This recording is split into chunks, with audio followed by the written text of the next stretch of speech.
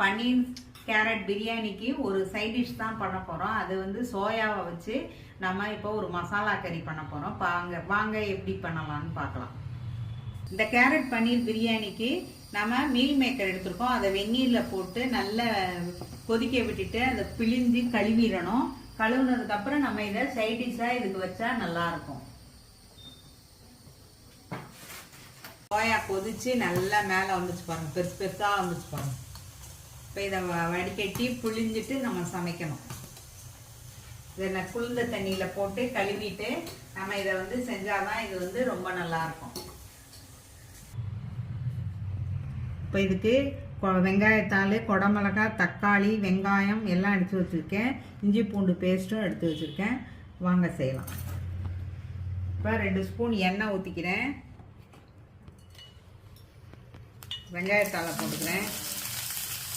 வெங்காயத்தை போட்டுக்கிறேன். வெங்காயத்தாலும் வெங்காயமும் நல்லா வதங்கட்டும். வெங்காயமும் வெங்காயத்தாலும் வதங்கிடுச்சு. 1 ஸ்பூன் இஞ்சி பூண்டு பேஸ்ட் ஊற்றிக்கிறோம். நல்லா வதங்கும்.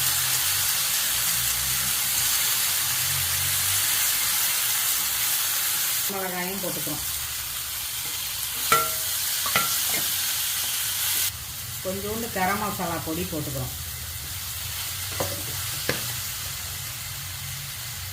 கொஞ்சம் கரம் மசாலா பொடி போட்டு தக்காளியும் போட்டு நல்லா வதக்கிடும்.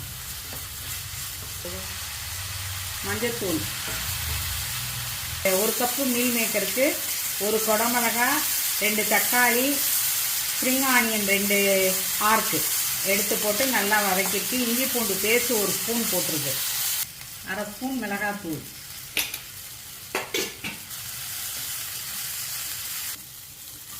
இப்போ சோயாவை போட்டுற வேண்டியதான். சோயா மீல் மேக்கர் எல்லாம் ஒன்று தான். இந்த மீல் மேக்கரை இதோட சேர்த்துறோம்.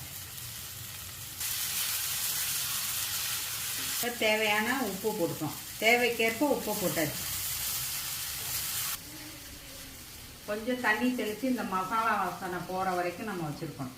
இந்த மசாலா வாடை போகிற வரைக்கும் நம்ம இதை சிம்மில் வச்சுருக்கணும். அவ்வளோதான். அதுக்கப்புறம் கொத்தமல்லி தலையை தூவி இறக்கிற வேண்டியதான்.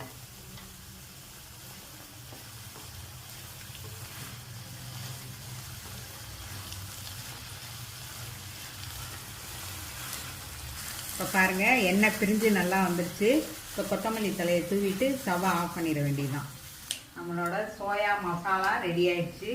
ஸ்ரீலக்ஷ்மி சேனலை லைக் பண்ணுங்கள், ஷேர் பண்ணுங்கள், சப்ஸ்கிரைப் பண்ணுங்கள்.